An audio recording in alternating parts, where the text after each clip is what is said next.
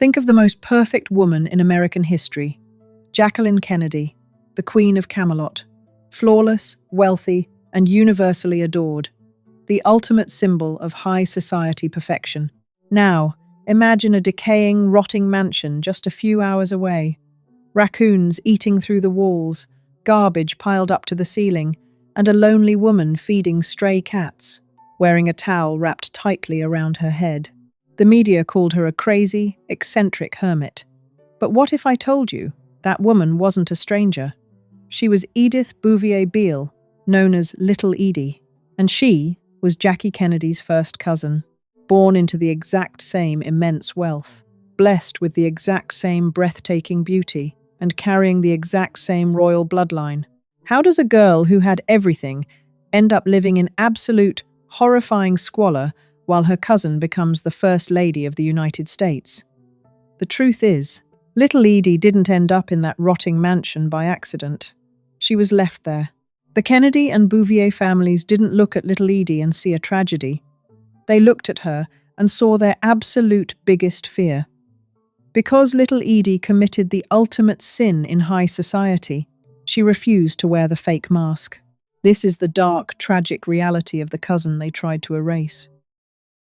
Before the raccoons, before the flea-infested mattresses, and before the world turned her into a circus act, there was a girl who owned New York.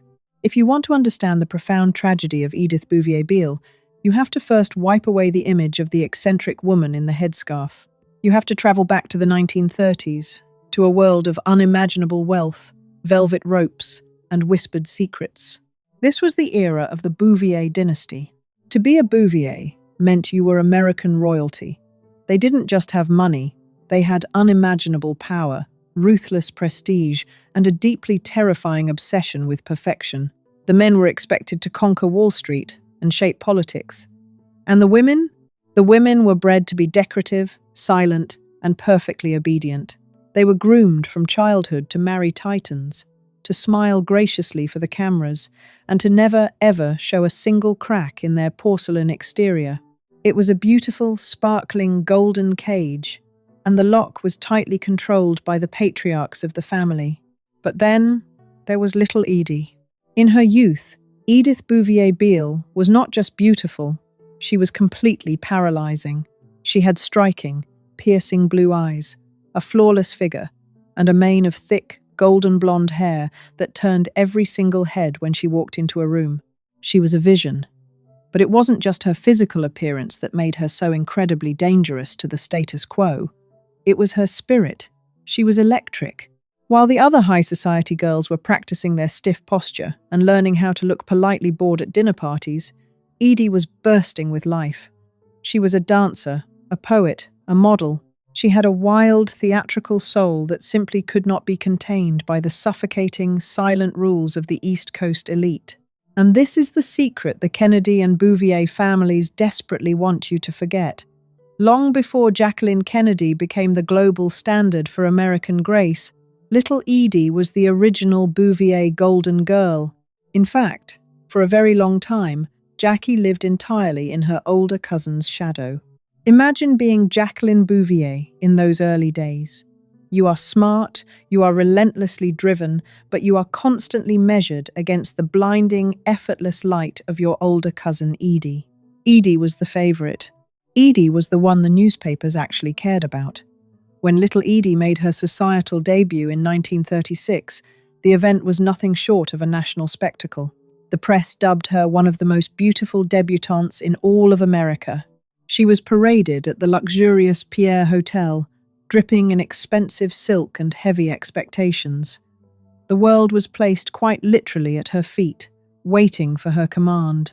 The suitors that lined up for her were not just wealthy men, they were the architects of American history. Billionaires like J. Paul Getty and Howard Hughes were completely captivated by her charm. Even the Kennedy family, the rising political mafia of Massachusetts, recognized her immense value. Joe Kennedy Jr., the golden boy who was destined to be president before his tragic death, aggressively courted her. She was swimming in an endless ocean of elite proposals. If she had just played the game, if she had simply nodded, smiled, and signed her name on a marriage certificate to a billionaire or a future president, she would have secured a life of untouchable, protected luxury. She could have easily been the Queen of Camelot, but Edie possessed a fatal flaw, at least in the cold eyes of her family. She had a mind of her own. While Jackie was calculating, quietly observing the chessboard, and learning exactly how to manipulate the men in power to secure her own throne, Edie was a hopeless idealist. She didn't want to be a trophy wife locked in a mansion. She wanted to act. She wanted to perform on stage. She wanted to move to Paris, live as an artist, and fall in love for real, not for a strategic political alliance. In the twisted, controlling psychology of the Bouvier family, a woman's independence was not just discouraged, it was considered an absolute rebellion. It was a disease that needed to be aggressively cured. The men in her life, particularly her father, Phelan Beale, and her terrifying grandfather, Major Bouvier, viewed her artistic ambitions with absolute disgust. To them, an unmarried daughter pursuing an acting career was a horrifying stain on the pristine family name. You see, the system they lived in was designed specifically to break women into submission. You were given diamonds, massive estates, and unlimited trust funds, but the price of admission was your soul. Jackie understood this transaction perfectly. She accepted the brutal terms. She knew that to wear the crown, she had to endure the public infidelities of men like JFK and Aristotle Onassis in total, smiling silence. Jackie traded her voice for power.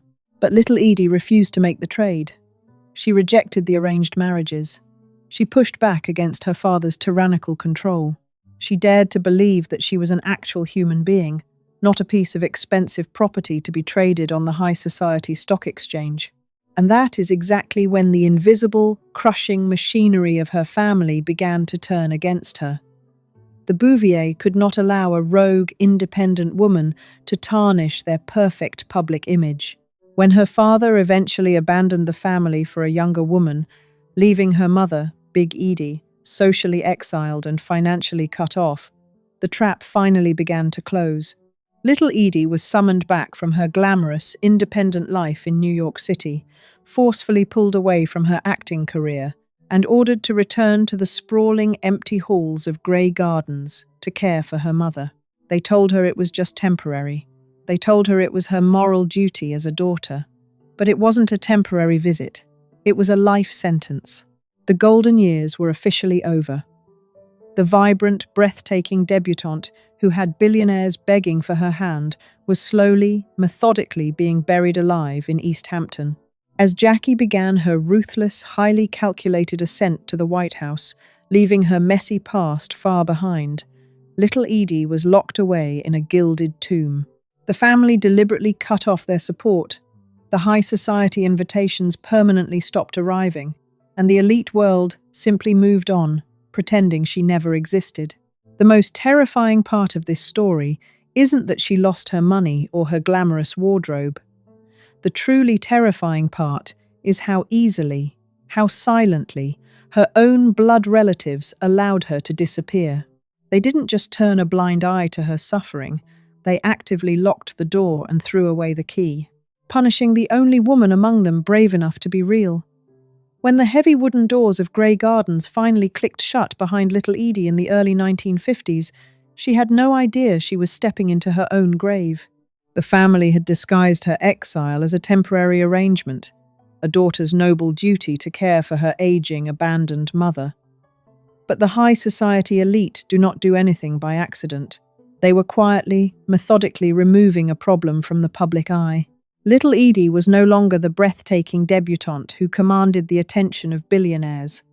She was a hostage to her family's obsession with a flawless reputation. The descent into absolute ruin did not happen overnight. It was a slow, agonizing suffocation. When little Edie's father, Phelan Beale, officially divorced Big Edie, he didn't just break a marriage, he executed a financial assassination. He sent a telegram from Mexico announcing he had married a younger woman, and then he effectively cut them off. He provided a humiliatingly small allowance of just $300 a month. In the ruthless world of the East Coast elite, Stripping a Bouvier woman of her wealth was the equivalent of leaving her in the wilderness to be eaten alive. They were trapped in a 28-room mansion with no staff, no maintenance, and rapidly dwindling funds. The sweeping, manicured gardens that once hosted the most exclusive parties in New York slowly mutated into a suffocating, impenetrable jungle of overgrown vines and dead weeds. The ivy didn't just cover the walls, it began to swallow the house whole, crawling through the cracked windows and breaking through the floorboards. Inside, the horror was even worse. Without the money to repair the roof or pay for heating, the majestic halls of grey gardens began to rot from the inside out. The ocean breeze brought freezing winters that pierced through the shattered glass. The plumbing failed. The electricity was completely unreliable. To survive the bitter cold, little Edie and her mother abandoned the rest of the massive estate and confined themselves to a single, decaying bedroom, hoarding garbage, old newspapers, and empty cans to build a physical fortress against a world that had completely forgotten them. But the most devastating torture wasn't the freezing temperatures or the rotting wood. The true psychological torture was happening on a small, flickering black and white television set sitting in the corner of their filth-ridden bedroom. Because while little Edie was shivering in the dark, eating canned cat food to survive, she had to watch her younger cousin become the queen of the world. In 1961, John F. Kennedy was sworn in as the President of the United States, and Jacqueline Kennedy ascended to the throne of Camelot. The contrast is so extreme, so violently unfair, that it almost feels fictional. Jackie was touring the world, dripping in Christian Dior, dining with royalty, and being worshipped as the absolute pinnacle of elegance and grace.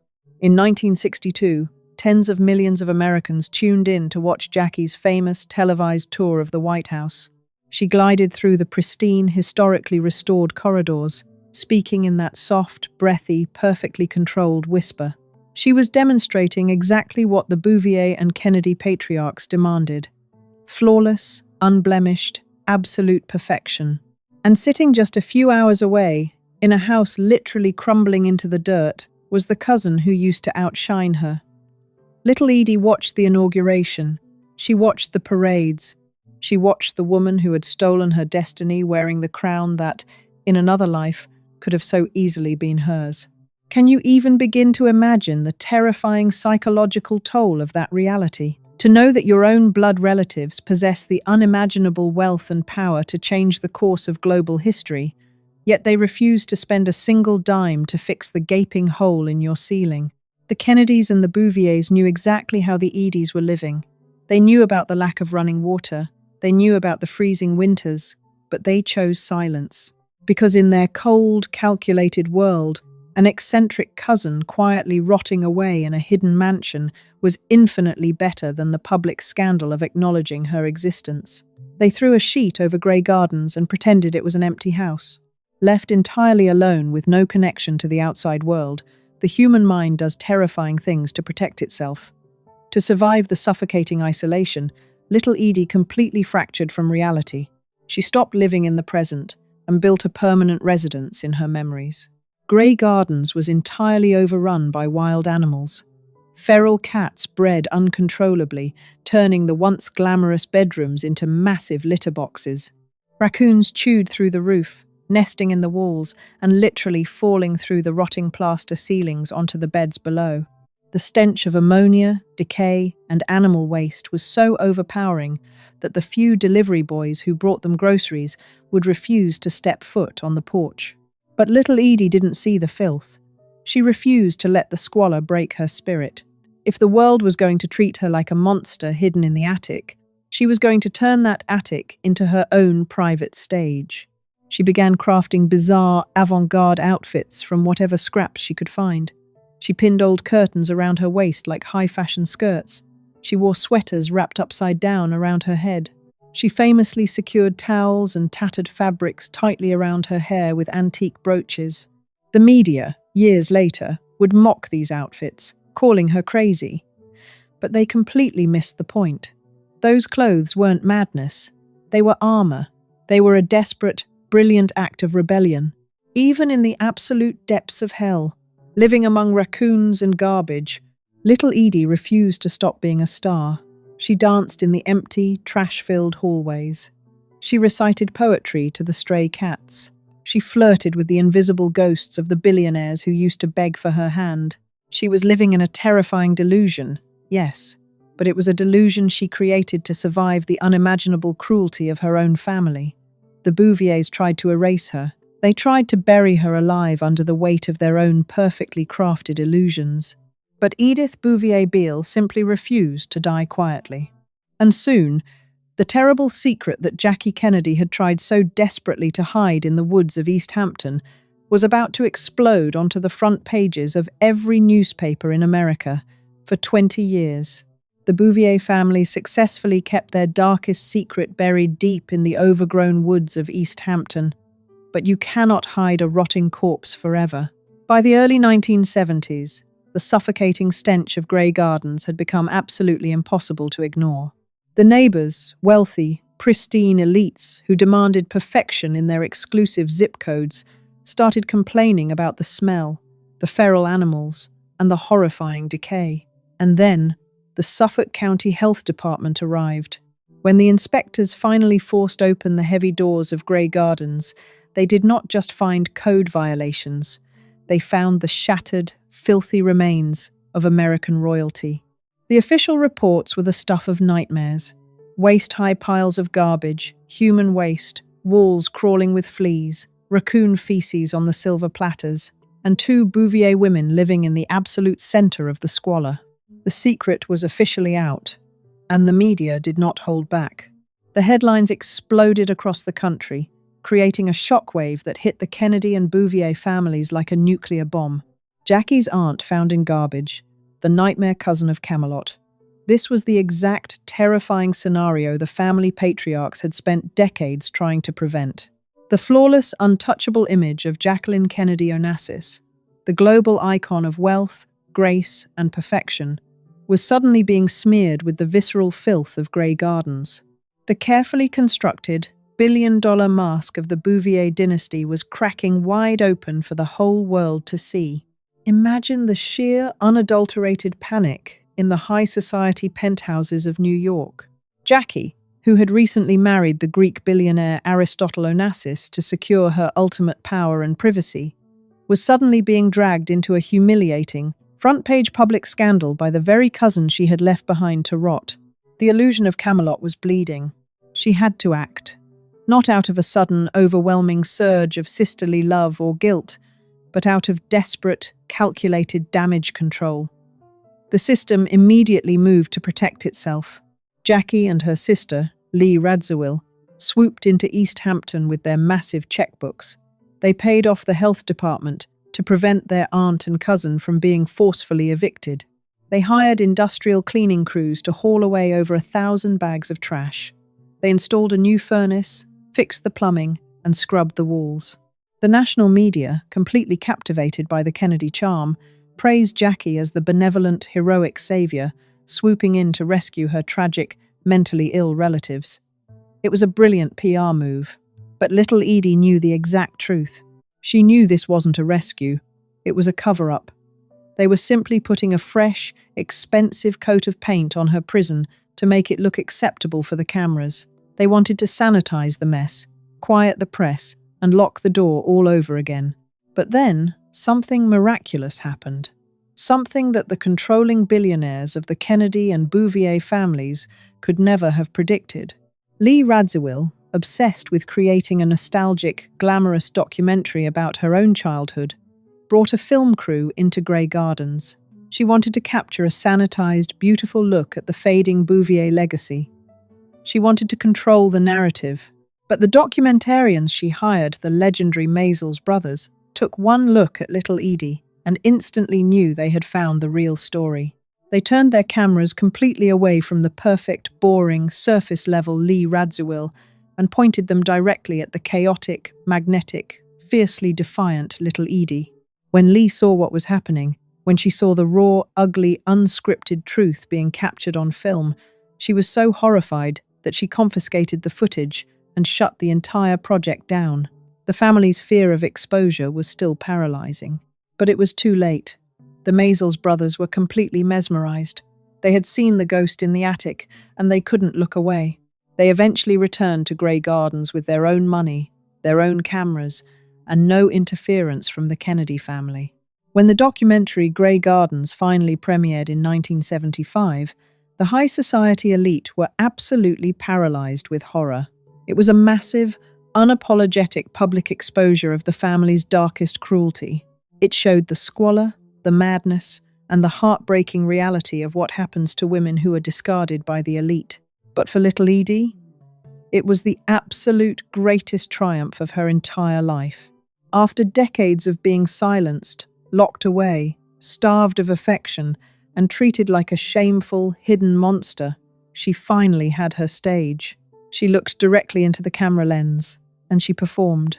She showed the world her bizarre, revolutionary outfits. She danced her strange, captivating dances in the decaying hallways, and she spoke her mind with a razor-sharp, heart-breaking honesty that no Bouvier woman had ever been allowed to express. She exposed the hypocrisy, the coldness, and the suffocating control of the American aristocracy without ever breaking her smile. The Bouviers had tried to erase her because she refused to be their perfect silent puppet. They gave Jackie the crown, the unimaginable wealth, and the glowing history books. Jackie spent her entire life carefully curating her image, hiding her pain, and protecting the secrets of the powerful men who betrayed her. But Little Edie got something that Jackie could never buy. No matter how many billionaires she married, Little Edie got freedom. By refusing to hide her flaws, by proudly wearing her trauma like a crown made of safety pins and old towels, Edith Bouvier Beale achieved a different kind of royalty. She became an immortal icon, beloved by millions of outcasts, artists, and rebels. She wasn't loved because she was perfect. She was loved because she was unapologetically, fiercely real. The golden cages eventually crumble. The fake porcelain masks always fall. The money runs out, and the power fades.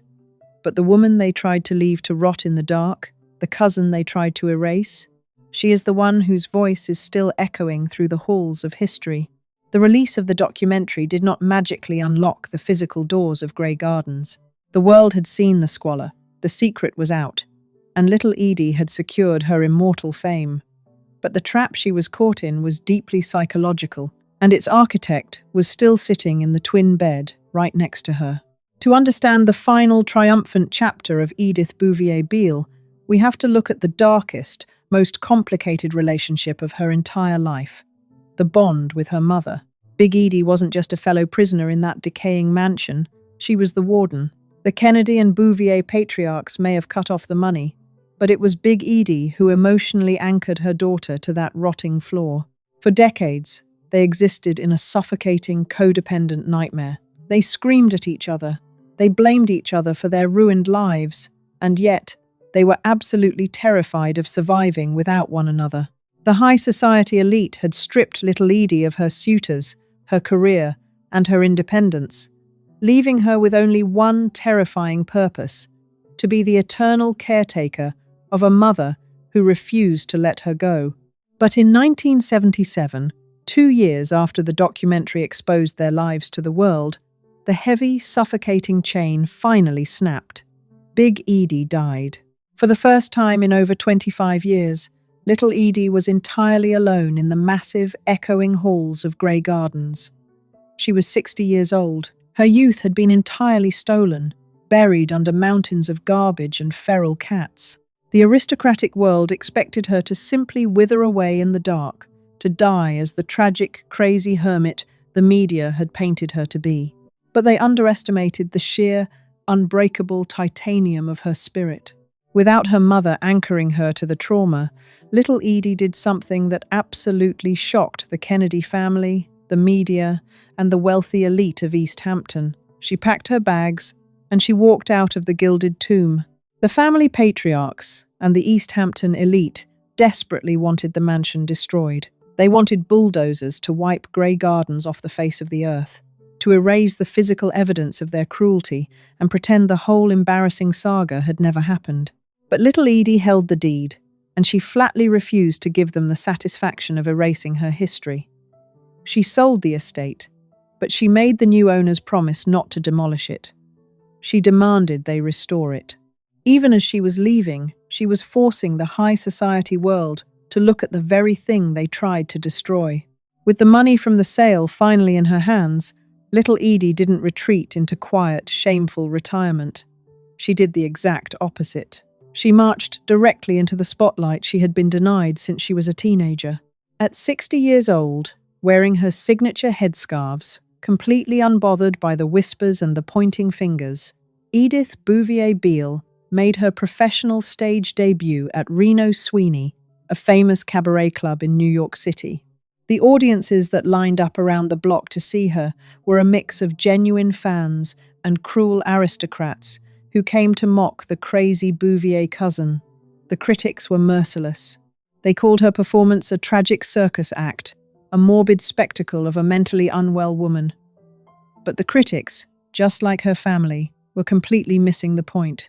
Little Edie didn't care if her voice wasn't perfect. She didn't care if the high society elites in the back of the room were laughing at her.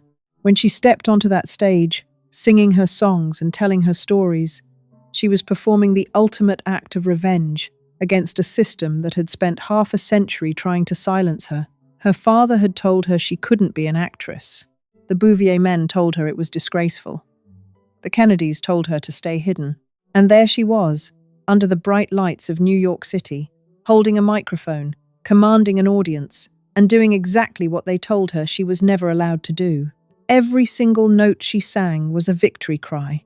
She had survived them all. When she had finally had her fill of the stage, she did something even more profound. She left the toxic, suffocating atmosphere of the East Coast entirely. She moved down to Florida, a place completely disconnected from the dark shadows of Camelot and the judgmental glares of East Hampton. In her final years, the woman who had been trapped in a freezing, rotting bedroom for decades lived out her days in the warm, glorious sunshine. She swam in the ocean every single day. She wrote poetry. She lived quietly, peacefully, and entirely on her own terms. The delusions and the chaotic energy that had protected her in grey gardens began to fade away, replaced by a profound, radiant clarity. It turns out, little Edie was never actually crazy. She was just reacting to an insanely cruel environment. The moment she was removed from the toxic grip of the Bouvier dynasty, her mind found its peace. When you look at the final chapters of the two most famous Bouvier women, the contrast is haunting. Jacqueline Kennedy Onassis died in 1994, universally mourned but heavily guarded to her very last breath. She spent her entire life meticulously controlling her image, hiding the agonizing betrayals of the powerful men she married and carrying the suffocating weight of the Kennedy secrets. Jackie died a queen, but she died inside the cage she helped build. 8 years later, in 2002, little Edie died in her small Florida apartment. There were no state funerals, there were no national days of mourning, but she died completely free. She took no dark secrets to the grave, because she had already bared her soul to the entire world. The American aristocracy is a machine designed to crush authenticity. It demands absolute obedience, and it ruthlessly destroys the women who refuse to comply. They looked at little Edie's headscarves, her feral cats, and her chaotic dancing, and they called it madness. But the true madness wasn't in Grey Gardens. The true madness was a billionaire family willing to let their own blood rot in the freezing cold just to protect a political image. They tried to bury her alive, but they forgot she was a seed. Edith Bouvier Beale survived the absolute worst of American high society, and she emerged as an immortal icon of defiance. They tried to hide her in the shadows, but in the end, she was the only one who truly learned how to walk in the sun. If you drive down West End Road in East Hampton today, you will find Grey Gardens. But it doesn't look like a haunted house anymore. The billionaires eventually got their way. The rotting wood was replaced, the gaping holes in the roof were sealed, and the suffocating jungle of vines was ripped out and replaced with perfectly manicured, highly controlled, expensive landscaping. The high society elite completely sanitized the physical space, scrubbing away the raccoon stains and the stench of decay. They desperately wanted to turn it back into a pristine monument of old money. But you cannot sanitize a ghost, and you certainly cannot erase a legend. The most poetic, deeply satisfying vengeance of Edith Bouvier Beale didn't just happen while she was alive. Her ultimate triumph happened after she was gone, and it exposed the absolute sickening hypocrisy of the American elite in a way that no one could have ever predicted. Think back to the 1970s. When the documentary first came out, the aristocratic world, the fashion magazines, and the wealthy socialites pointed their manicured fingers at Little Edie and laughed. They called her a tragic freak. They viewed her safety pin skirts and upside-down sweaters as the chaotic garbage of a deeply sick mind. She was the ultimate cautionary tale of what happens when a woman falls out of line. But as the decades passed, a very strange, terrifying thing began to happen to the high society machine. The polished, unblemished perfection of women like Jackie Kennedy and Lee Radziwill started to feel cold. It started to feel incredibly fake. The world began to wake up to the absolute exhaustion of maintaining a flawless illusion. And suddenly, they looked back at the woman dancing in the garbage, and they didn't see a madwoman anymore. They saw a visionary. The very same fashion industry that had worshipped Jackie's rigid, tailored Christian Dior suits suddenly became completely obsessed with Little Edie. It wasn't just a minor trend. It was a massive, global cultural earthquake.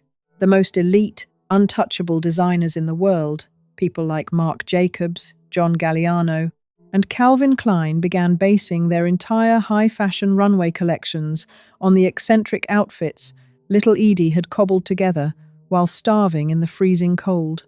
Just sit with that dark irony for a moment. The high society elites, the exact same class of people who had abandoned her to eat cat food, were suddenly paying tens of thousands of dollars to wear designer clothing modeled after her trauma. They tried to buy her authenticity. They turned her survival mechanism into a luxury aesthetic. It is the ultimate proof that the aristocratic system possesses absolutely no original soul of its own. It can only feed off the raw, bleeding creativity of the outcasts it destroys. But the revenge didn't stop with the fashion world. Remember the one thing Little Edie wanted more than anything else in her youth? She wanted to be an actress. Her father and the Bouvier patriarchs had ruthlessly crushed that dream, telling her that the stage was a disgraceful place for a high society woman. They locked her away to ensure she would never perform.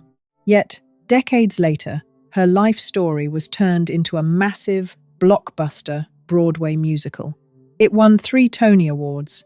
Then, Hollywood, the ultimate dream factory, turned her life into a multi-million-dollar HBO movie starring Drew Barrymore and Jessica Lange. It swept the Emmy Awards. The very establishment that told her she was entirely unworthy of the stage ended up handing out the highest, most prestigious acting awards in the world to women who were simply pretending to be her. She didn't just break onto the stage, she became the entire show. When we look back at the Bouvier dynasty today, the historical verdict is absolutely devastating. The family patriarchs engineered a ruthless psychological game. They believed that wealth, status, and absolute conformity were the only paths to a legacy. Let's look at what that conformity actually bought them. Lee Radziwill, Jackie's sister, spent her entire life desperately chasing the golden crown. She married a prince. She surrounded herself with the most elite social circles, and she was terrified of any public vulnerability. Yet despite her millions, she lived a life plagued by a deep, unshakable emptiness, constantly living in her sister's shadow. When she passed away, there were no cult followings. There were no Broadway musicals about her soul. She died wealthy, but culturally invisible. And then there is Jackie.